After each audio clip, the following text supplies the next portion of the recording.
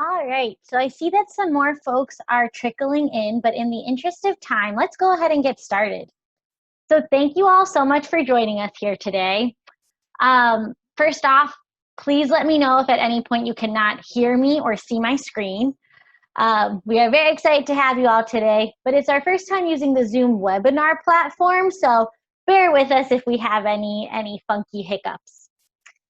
I'd also like to let you all know that this webinar is being recorded, so if you do need to hop off early, do not worry. We will send out a link to the recording within the next few days. So thank you all for joining us today. This webinar is going to focus on how to support your students in entering the Scholastic Art and Writing Awards from your educator account. My name is Katie Bonner, and I'm an Associate Manager of Programs here at the Alliance for Young Artists and Writers, the nonprofit organization that presents the Scholastic Art and Writing Awards. I manage our Region at Large program specifically, which is a remote program for all students in counties across the country and internationally where the awards are not administered by a local organization. I'm joined today by two of my colleagues, Hadel and Manny, who I'll ask now to introduce themselves. Hi everyone, Hadel Enriquez here. I am the NYC Scholastic Awards Manager, and I'm happy to be answering any questions that you have today.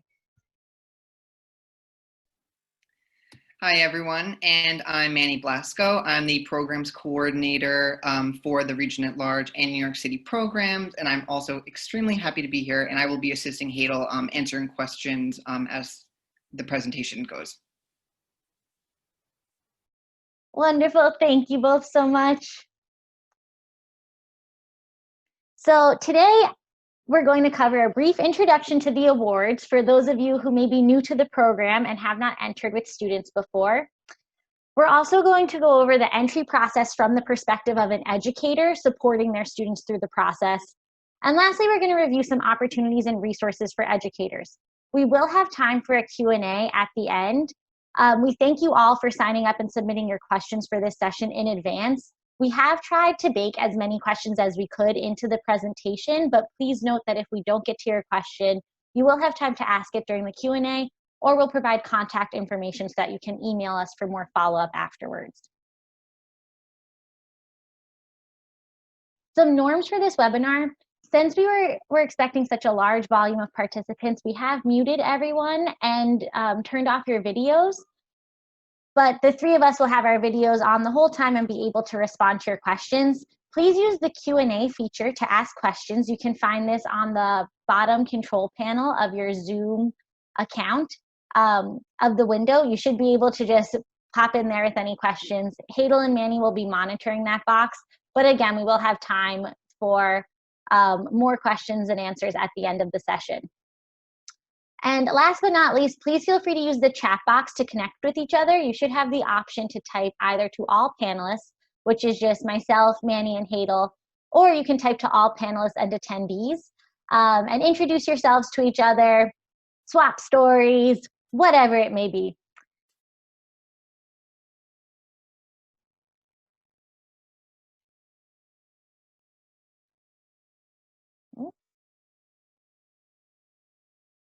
Sorry, I experienced a minor technical difficulty. So to jump right into it, let's start by briefly introducing the awards. The awards were started in 1923 by the founder of Scholastic Inc. and have since grown to be the largest and longest running national recognition and scholarship program for creative youth.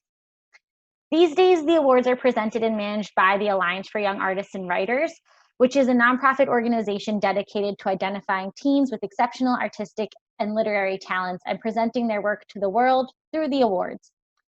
Students who participate in the Scholastic Awards have the opportunity to be recognized on regional and national platforms, see their work displayed in exhibitions and publications, and earn direct scholarship money. Last year, nearly 320,000 works were submitted to regional programs by more than 111,000 students, and we are thrilled and looking forward to seeing your students' work this year. There are 3 easy steps for entering the Scholastic Awards. First, you need to create an account by visiting artandwriting.org. Most important is for students to create accounts, although we also encourage educators to create accounts, and we'll go over why a bit later. Second, upload an original piece of art or writing to your dashboard. And lastly, complete your entry by uploading a signed entry form and payment or fee waiver before the deadline for Region at Large and New York City programs, which should cover art, writing, or both for most people joining us here today. The deadline to enter is December 4th. Regional programs have different deadlines, so you might be in, for example, Region at Large for art, but a local affiliate region such as the DC Metro Writing Region for writing. In that case, you'll want to make sure that you know your deadline for the DC Metro Writing Region. Deadlines can range from December 1st to January 11th, so be sure you're prepared and your students are prepared to know when their work is due. Educators are able to complete these steps on behalf of students, or students can complete them themselves. So you have a little bit of flexibility in how you help students move through this process. A couple of things to note about eligibility. Students must be age 13 and above on the date of their deadline in order to be eligible to enter the awards. So students in grades 7th through 12th grade are eligible to participate, but we do know that some 7th graders will not be 13 by the time of their deadline. And unfortunately, those students are not eligible to participate this year, but they will be in the future. And we definitely encourage them to come back next year and share their works with us.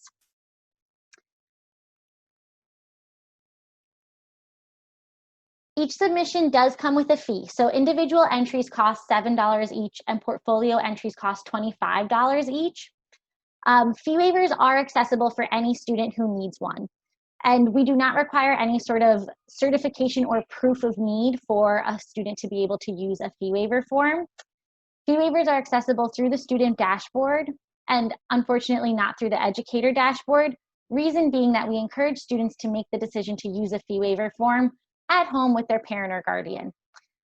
Any student who needs a fee waiver form can easily download one, complete it at home, and upload it to their account. And you as an educator will be able to see if a student has uploaded a fee waiver form, but again, not download one on their behalf.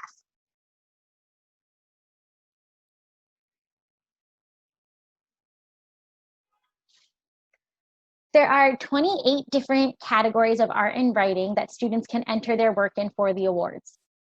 Please note that the same work can only be entered once. So if, for example, you have a piece of writing that could be a humor piece, but could also be considered poetry, we would encourage you and your students to really consider what category best suits that work. The works entered in multiple categories will be disqualified. So just make sure that you enter the work one time in the category that fits it best.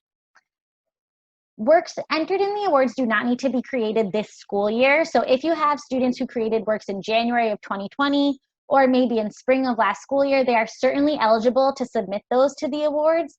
They just cannot enter a piece that they've already entered, with the exception of seniors who are entering a piece as part of their portfolio, but not as an individual entry. For some of our returners, you'll note some changes this year. We have a new art category called Expanded Projects, which really incorporates all kinds of interactive art. You'll notice that there are no longer future new or video game design categories. Those have been kind of morphed together into Expanded Projects, which is a little bit broader and can encompass more types of projects and artwork. A change for both art and writing portfolios. So seniors are eligible to submit a portfolio, only seniors. In the past, we've required 8 works. This year, we are requiring only 6 works, and each student is required to upload 2 statements along with their works, an artist or personal statement and a personal statement. So I would encourage you to check out artandwriting.org/categories to get a better sense of each of these categories and their descriptions. Included in the category descriptions are some guidelines around length for writing works, line numbers or word counts, as well as notes on how to complete citations. And for artworks, there will be support on how you can take photos of your work to upload them. One last thing to note while we're here is that students are also eligible to opt in for direct scholarship awards. What this means is that regardless of what category they're entering, they can enter a piece around a certain theme for consideration for a scholarship.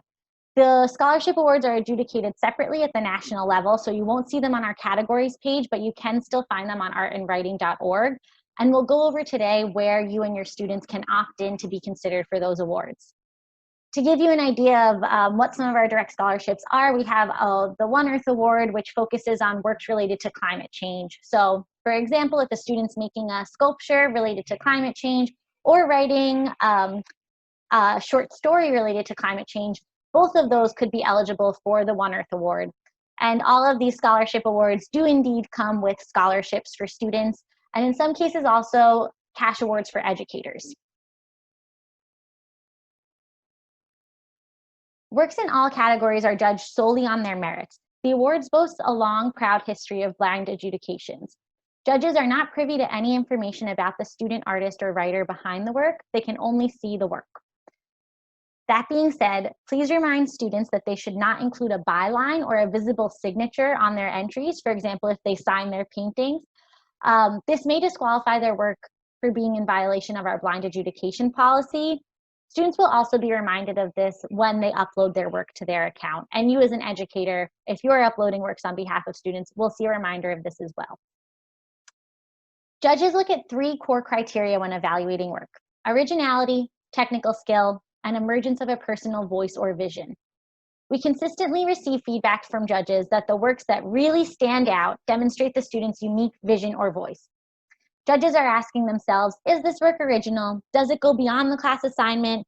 Can I hear the student through this piece, and can I understand the message that they're getting across? Have I seen this before, or is this something truly unique?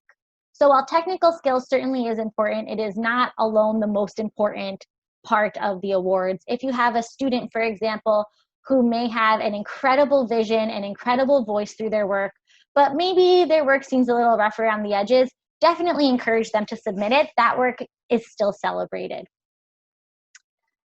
And lastly, who are our judges? Each year, we and our partner organizations who may be judging at the local level work to recruit a diverse pool of jurors.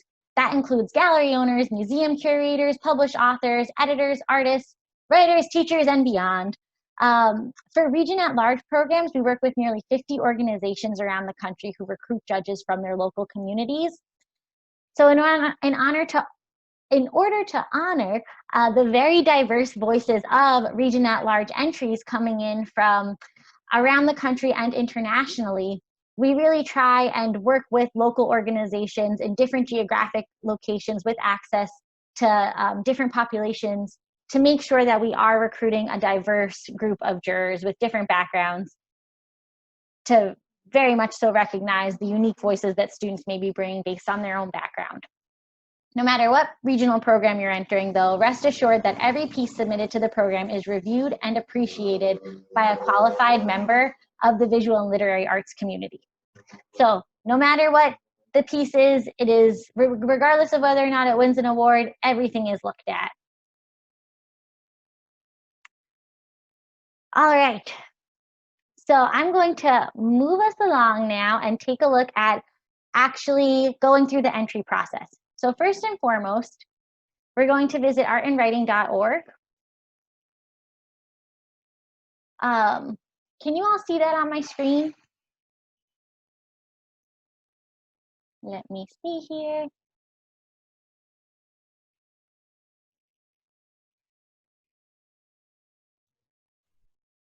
Yes, we see visit www.artandwriting.org to begin. All right, sorry about that. How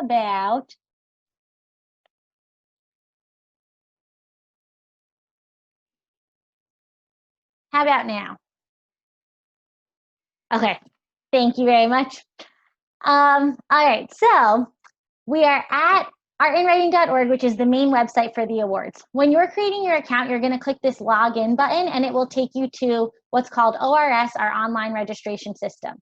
Today, we are going to use what we call Stage ORS, which is basically our sandbox, so that we don't create an actual account. So we're just going to create a fake account today to look at. So let's get started by creating a new account. We are an educator. and you are directed straight to a page where you will fill out some personal information. A couple of things to note as you're filling out this information. You want to make sure that you use an email address for your username that students will recognize. So for example, if all of your students are always emailing you through your school email address, we would encourage you to use your school email address for your username. However, if you're not able to receive external communications from your school email address, we would encourage you to also be sure to put in a preferred email down here so that we can still reach you in regards to your student submissions. We primarily communicate via email, so it's very important to make sure that one of your emails listed can actually reach you. A question we receive a lot is whether an educator has to create an award, if educators are required to create accounts. Educators are not required to create accounts, but we do strongly encourage it.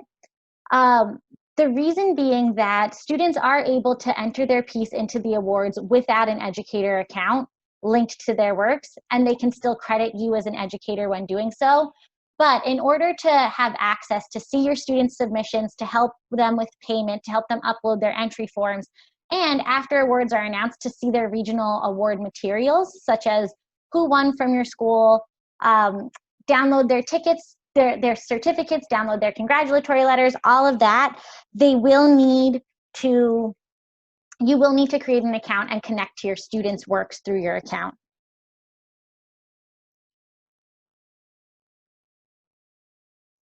All right, so as you can see here, I'm just filling in some basic information about myself and where you can contact me. And this is really the crux of your profile. Again, something to note, your email address will be used as your username. You can create your own password. And then down here is where you can select what school or out-of-school program you're associated with. So today I'm going to add a school as Professor Severus Snape. I am, of course, a teacher at Hogwarts. So I'm going to just go through our search filters here to locate my school as Hogwarts. If I worked in, say, an after-school program, then maybe I don't add a school here and I would just add an after-school program, which is the same kind of search filters. You would just type in the name of what you're looking for. And if you're a part of a program that doesn't appear here, just click this button and you'll be able to continue searching or put in a request for us to add your school or after-school program to our system so that you and your students can connect to it. So again, this is where you can enter for schools. If you are an educator with students that you tutor outside of school or with a summer program, for example, anything that may be considered an other educational program, you can use this button here to find your program and connect it to your account. You can be an educator at both a school and an after-school program. So for example, you may work at Hogwarts but tutor kids through your own private after-school program called Snape's Art Sessions, and you can do that all right through your account here. If you are an educator with students in different schools, for example, if you're an administrator who just needs to create an account to help students pay for works, or if you are a tutor outside of school and you have students from maybe 7th grade that you tutor, but you only work at the high school and most of your students are coming from the high school, we recommend connecting to the high school. And we'll go over in a minute how you can find your students that may not be a part of your school. So last but not least, you want to confirm down here that all the information that you're submitting is true to the best of your knowledge, and then go ahead to submit to say that you are creating your account. Once you create your account, you'll be taken to a page that highlights some of our direct scholarships, which we spoke about earlier. I would encourage you all to read through this, see what's offered for students and educators through these awards. Then when you're ready, go ahead and click Start Now. You'll be taken to your main dashboard. A few things to note about your dashboard. You can always see your deadlines in the top right corner of the page here. So again, Severus Snape is in our Region at Large program, which means that both his art and writing deadlines are on December 4th. But if he was in Region at Large for art and maybe the Northeast Florida writing region, then you might see a different deadline for art than for writing. Also on this page, you can see a quick count of the number of students that you're connected to and the number of entries that they have. You'll see that this is all empty right now, even though there have already been students from Hogwarts participating, because our educator, Severus Snape, is not connected to any of those students' works just yet. On this left side panel here, you'll see a link to see all of the students connected to Snape, as well as some tools to see his submissions and bulk payments. And in the future, you will also see links to access your students' regional awards. That will happen after January 28th when regional awards are announced. You can also see on here links to your regional webpage, which I would definitely encourage you to check out. They have specific information about your region, such as what types of submission forms they take, mail-in versus digital upload only, or specific things about exhibitions for this year, things of that nature that may not be relevant to everyone in the national program, but only to people in your regional area. So let's go ahead and check out Snape students. Again, we don't have any students yet, so we're going to add some students in. Now, there are 3 ways to add students. And when we say add students, we really mean that you're connecting to their account or connecting to their work. Rather than saying, hey, recognize me as an educator on your work, you're going to request administrative rights so that you can edit the student's submission, upload their submission form, or complete payment on behalf of the students. So, as an educator at Hogwarts, I can see all of the students who have already created accounts. I'm not SpongeBob SquarePants educator, but I do work with Cedric Diggory, so I'm going to go ahead and request admin rights for Cedric's account. My request has been sent, but you'll notice that I still don't see Cedric here. That is because Cedric needs to go into his account and accept admin rights, accept my request to have admin rights. We'll go over in a minute how to do that. Next up, we can search for our students. So you can add students who are already connected to your school, or you can search for students outside of schools, outside of your school. So again, going back to our example of an administrator who may just be creating an account to help pay for multiple student submissions. If you have students across multiple schools, you can connect with them by searching for them here, or students can also search for you using the email address that you use to create your account. So our student here, Sabrina, does not go to our school. We tutor her after school. So we're just going to find her. We'll need her first name, last name, and email address to do so. That way you don't have access to any student in the system for privacy concerns. Once we find Sabrina, we're going to request admin rights. And same as Cedric Diggory, Sabrina's going to have to log in to accept our request to have admin rights to her account. And the last option for adding a student to your account is to create a new student account. So today we are going to create an account on behalf of one of our students so that we can move forward with their entry. Now, we do ask for a lot of personal information about students when you register for them. Please note that we don't expect you to have all of the answers to this. If you do not have all of this information on behalf of your students, you can complete the profile with incomplete information or falsified information for the time being. For example, 5 Street or X Street as their address. And the student can log in later to complete their profile. What we do want to make sure that we have, to the best of our knowledge, is the student's birthday. That way we know that they are above the age of 13 when they enter the awards. Ginny is planning to submit art and writing. And of course, we want to input Ginny's email address.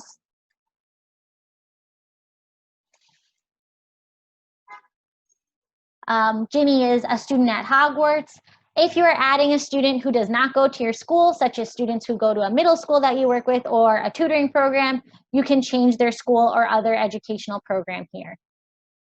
And last but not least, we want to set up Ginny's username and password.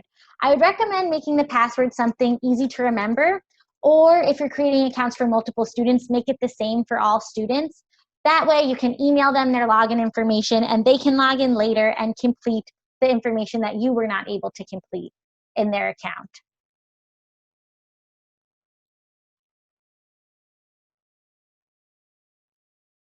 All right, and when we're all finished creating our account, we'll go ahead and click submit. And now you'll see that you have at least one student in your account, Ginny, who you can edit their profile, their submission summary, or look at their payments. Very quickly, I'm going to take us into another screen just so that we can see what it looks like from Cedric's profile to accept us as an educator. All right, so you should now see a new page. Looks very similar, but it says, welcome to your dashboard, Cedric Diggory. From this page, you can see Cedric's entries, which he already has here. You can see his deadlines. You can see the regional programs. You can see his high school. And down here, you can see your educators. So you can already see, oh, I need to refresh the page to get our request in here. So you can already see that Cedric has connected to one educator, Albus Dumbledore, by listing Albus as an educator on his work. You can also see the request for Severus Snape. Let's go ahead and approve that request from Cedric's account.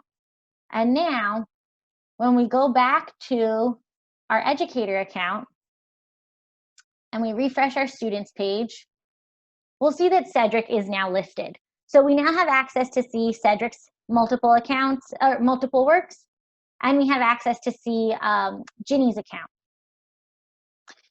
Now that we've added all of our students and connected with the students that we want to be able to work on the works for, let's go ahead and actually upload an entry for Ginny.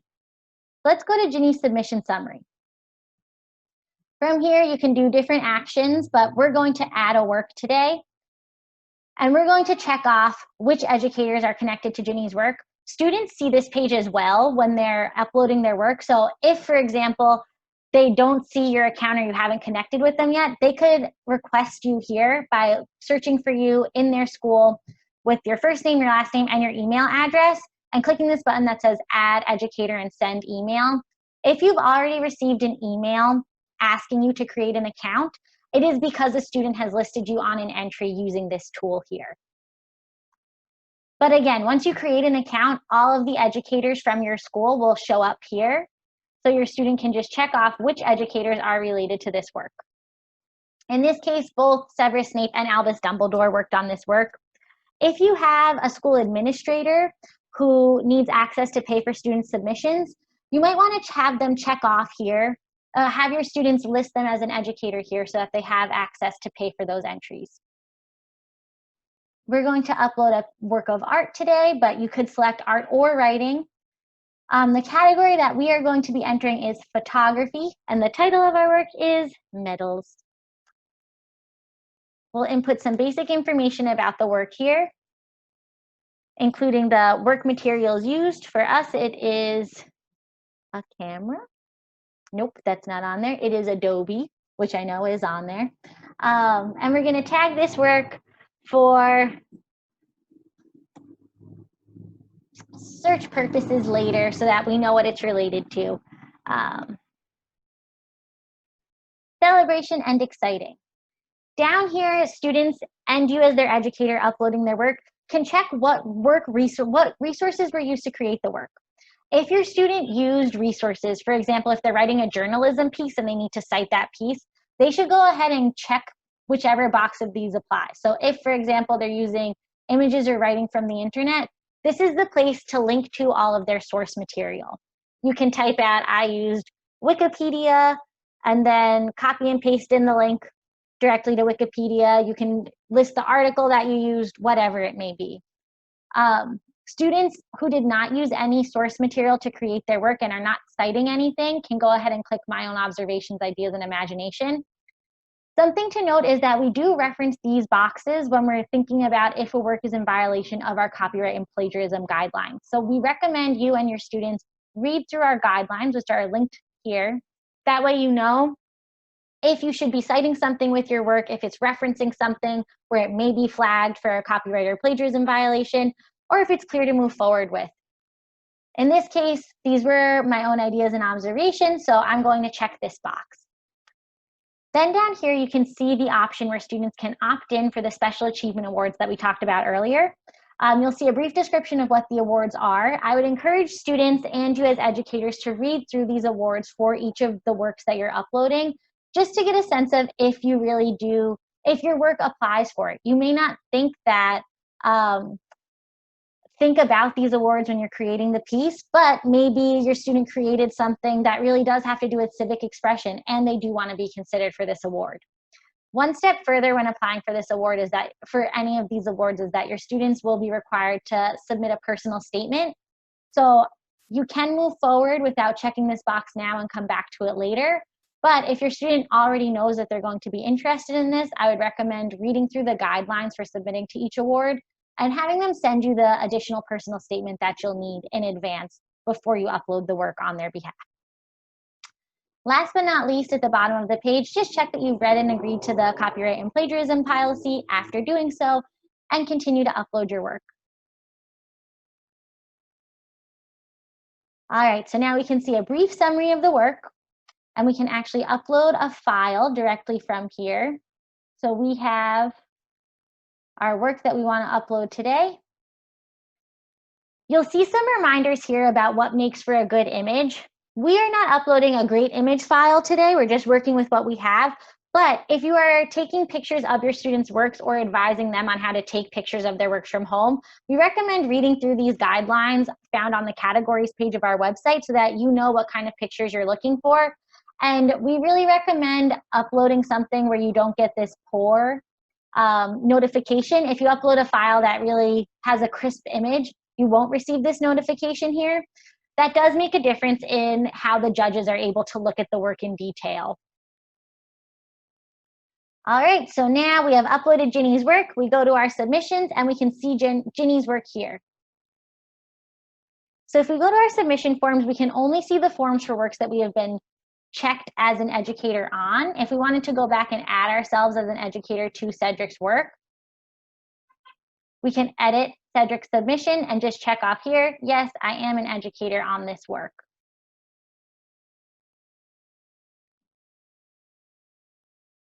Under our submissions now, we can see both submission forms for the works that we have been credited on, Cedric's and Ginny's.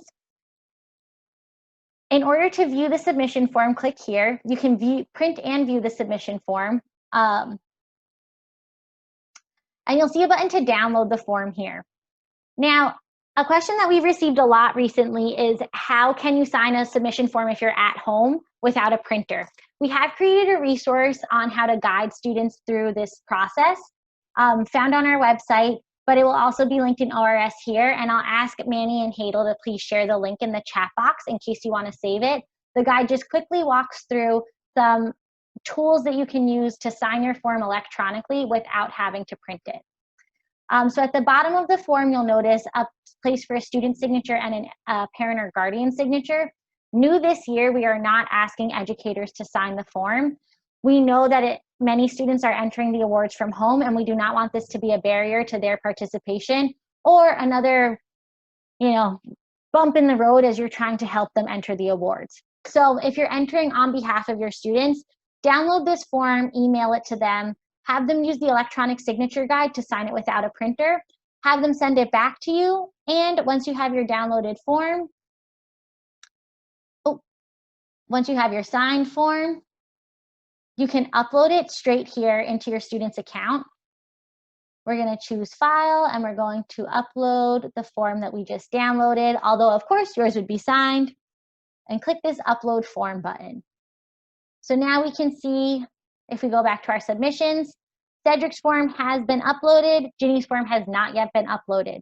You can also use this button down here to print all submission forms at once. And if you're not printing them, then just download them into one big PDF together. And last but not least, let's talk about how you as an educator can complete payment on behalf of your students.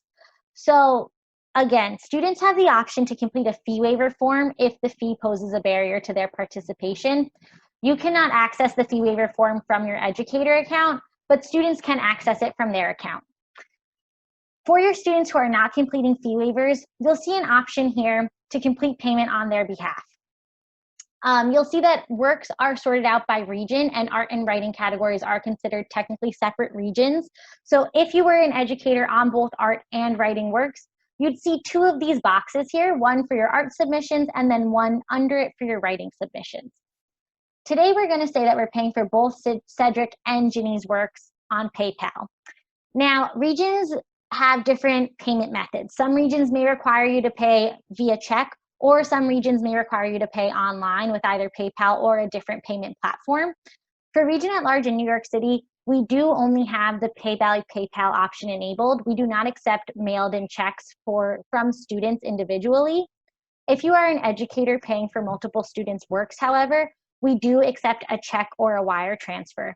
You can find instructions on how to complete that process by going to your region's webpage and clicking through the link there. But the biggest thing to note is that, again, checks are only accepted from educators paying for multiple students' works for Region at Large and New York City programs that may be different for regional programs. And if you are paying by check, there is no way to indicate it on this page. So instead, we ask that you email us with a list of students whose work will be covered by the check.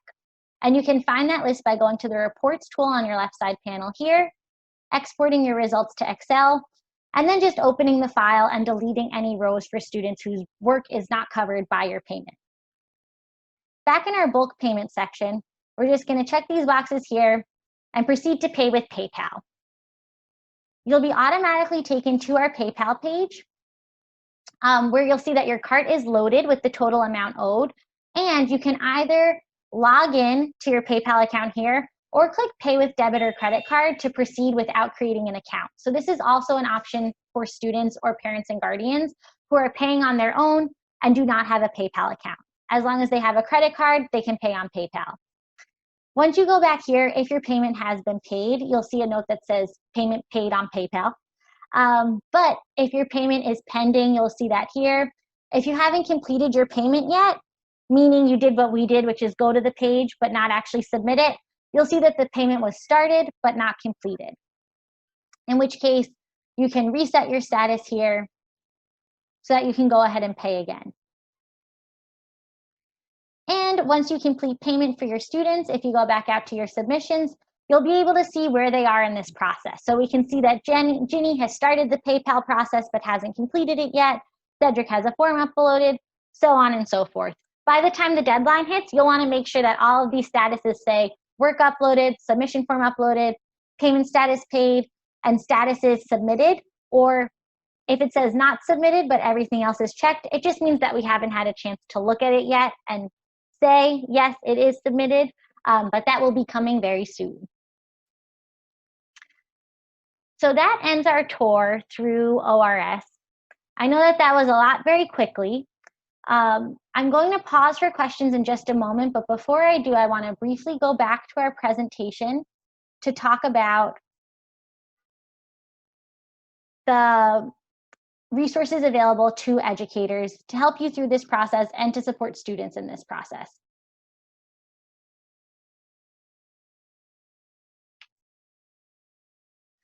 All right, so some opportunities available for educators. As we mentioned earlier, some of the scholarships for students also come with cash awards for educators. For example, the New York Life Award, the Gold Medal Portfolio Award available at the national level comes with a $10,000 scholarship for students and a $1,000 cash award for educators. So those are important to keep in mind, and I would definitely recommend looking through our website to get a sense of what those opportunities are, where both you and your students could receive cash awards and scholarship prizes. We also have 2 educator residencies available, one of which is for art educators, the Golden Educators Residency, where you will have a stay in a rustic sylvan setting in upstate New York over the summer. And the other is for writing educators, where you will be invited to a writer's retreat in New Orleans. Both of these opportunities are paid opportunities that come with stipends, so that you can pursue your own art or writing with a group of talented artists and writers who may also be teachers, sharing similar experiences. One thing to note is that in order to be eligible for the Golden Educators Residency and Writers Retreat for educators, your student must win a regional award. So that is either an honorable mention, silver key, or a gold key. And last but not least, we have resources for educators. We have a number of classroom guides. Some of them are fairly broad, other are pretty specific and thematic. So for example, we have our Healing Through Creativity guide, which is paired with our New York Life Award. The New York Life Award recognizes works that deal with grief and bereavement, and the Healing Through Creativity Guide is a guide about works created on grief and bereavement from students, and also with prompts and activities and exercises to help students work on creating their own piece related to what grief and bereavement they may be dealing with. We have climate change resources related to the One Earth Award. We have classroom companions to exhibitions such as our Art Right Now tour. And we also have PDFs of our most recent publications available, which includes the Best Teen Writing of 2020 and the Best Teen Art of 2020, as well as classroom companions for both of those. So again, I would encourage you to visit artandwriting.org/educators to access some of our classroom guides and to see what prompts there are for you to share with your students. Before we move on to the Q&A, just want to revisit some important dates. Submissions are currently open. They open annually in September each year. Students can enter works that have been created earlier in the year or in the previous school year. The deadline to enter varies based on region. For New York City and region at large programs, the deadline is December 4th. But for other regional programs, it may fall anywhere between December 1st and January 11th. Then on January 28th, you will want to log back into your account so that you can find out regional awards, see which of your students won and what they won, and encourage your students to do the same. And any of your students who receive Gold Keys, which is the highest level regional award, will also be automatically considered for a national medal. National awards are adjudicated between Regional Announcement Day and the beginning of March, and national awards are announced on March 17th. So if any of your students win a Gold Key, be sure to come back and log in again on March 17th to see if they won their national award. Then in June, we all convene for our national ceremony celebrating our national medalists. This year it was virtual. Usually it happens in New York. We're not quite sure what it'll be this coming June, so just stay tuned for more information about that. And that is all from our presentation. I will open it up now for Q&A. Manny and Hadel, are there any questions that came up that we should speak to first?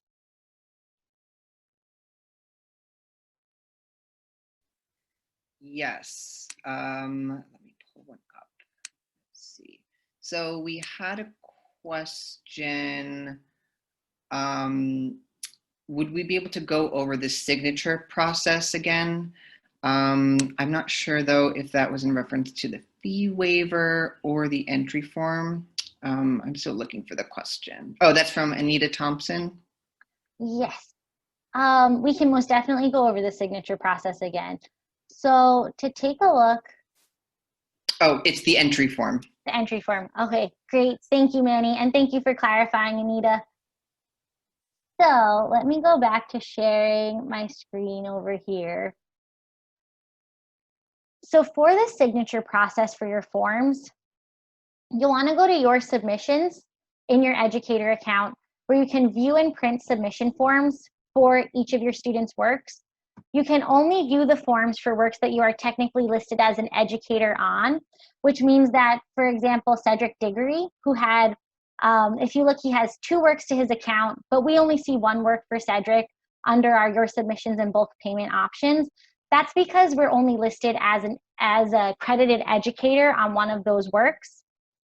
But we could go into the other work, say that we are indeed an educator on it, and now we'll see all of Cedric's works listed under our submissions. And listed under, oops, sorry, that must have been dizzying, sorry. And listed under our payment options here. Going back to the submission forms, so for New York City and region at large, submission forms must be digitally uploaded regardless of what region you're in. You're going to want to print all of your students' submission forms or have them print them. You can do it one by one or in bulk using this tool here.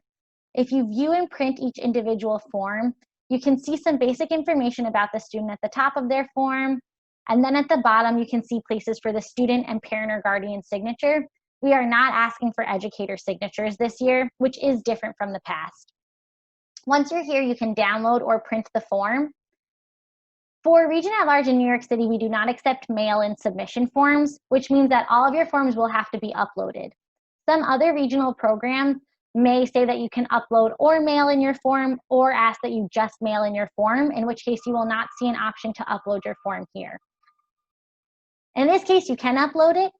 So if you have students who do not have printers at home, when they download their form, I would recommend also sending them this guide about how to electronically sign your entry form without a printer, meaning that they can put what we consider to be an acceptable electronic signature on the form without having to print it with their parent and guardian at home in one shot. So all they need to do is download it, visit this guide and find the resource that works for their technology, and then electronically sign the form, save it with its signature, and re-upload it to your account.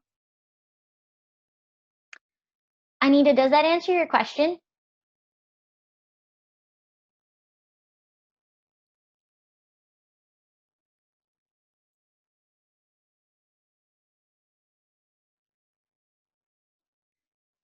All right, please let us know if you have any other questions. Yeah, it's kind of a confusing process. If you need us to go back and look at anything again, let me know. We can also, just for the sake of being thorough,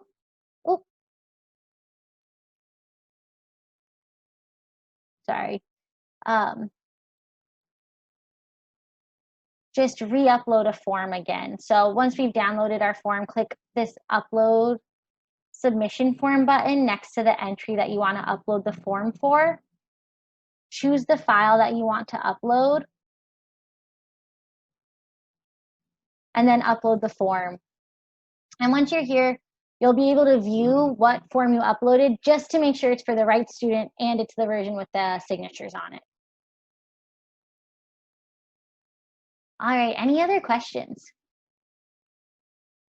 A huge thank you to Manny and Hadel, who I know have been replying to questions as we've gone.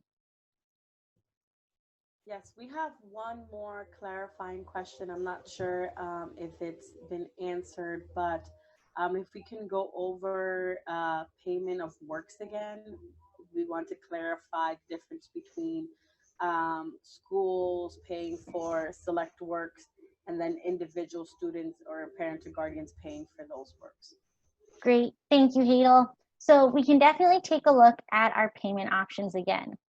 So first, as an educator, you'll want to go to this bulk payment tool, the bulk payment link on the left side of your panel.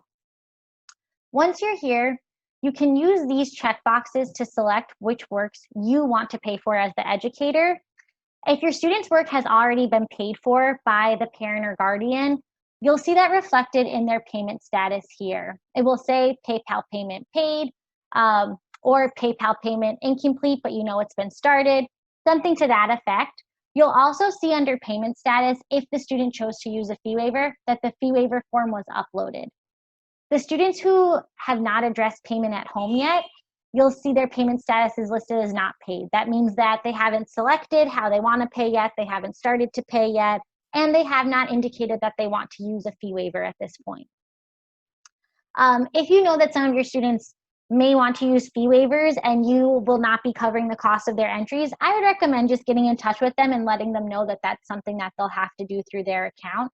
That way they're prepared to go through the process, even though you can't do it yourself from your account.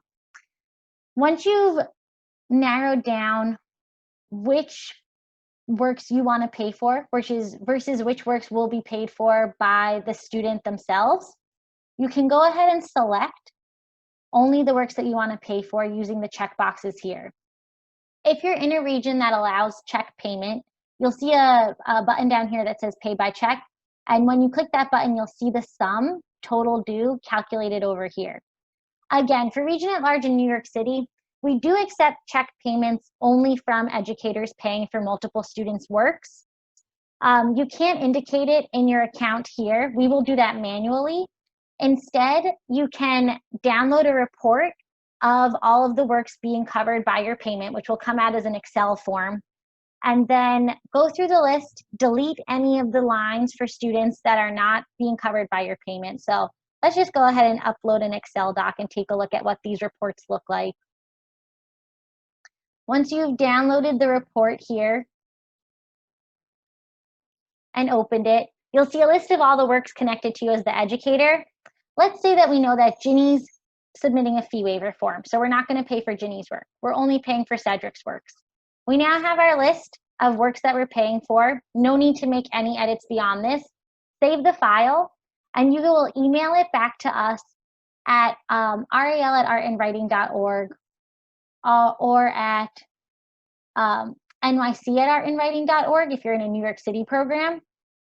That way, we know that you're paying by check or by wire transfer and which works you're covering by your payment. Again, that process is only applicable to Region at Large in New York City.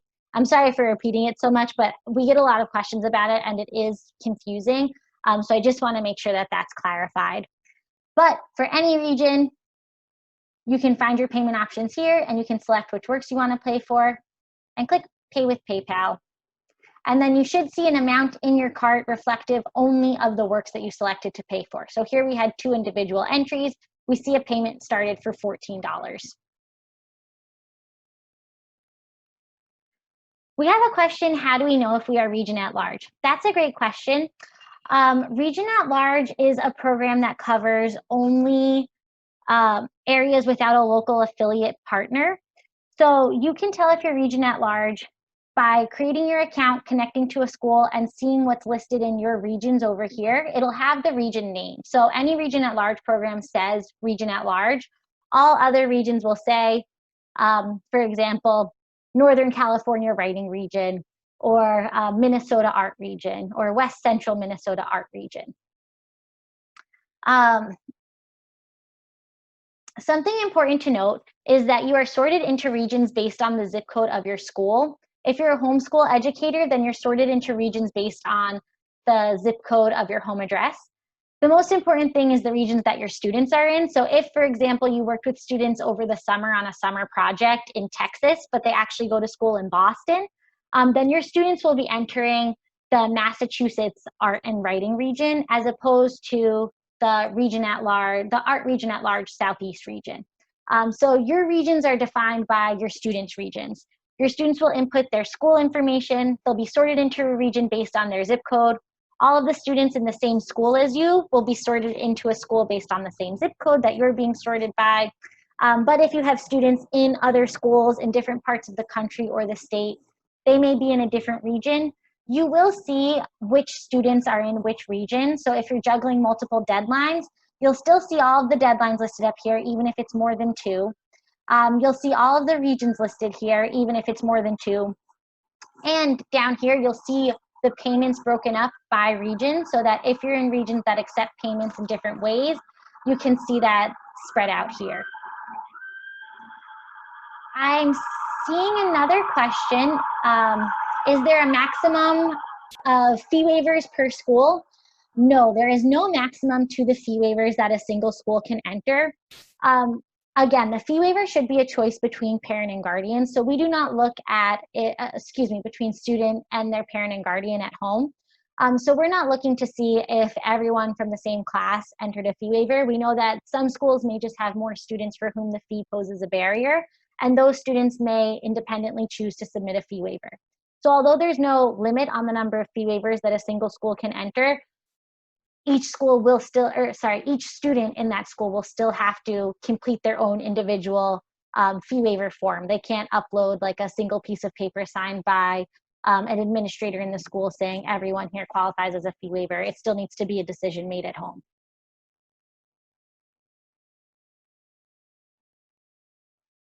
All right, any other questions?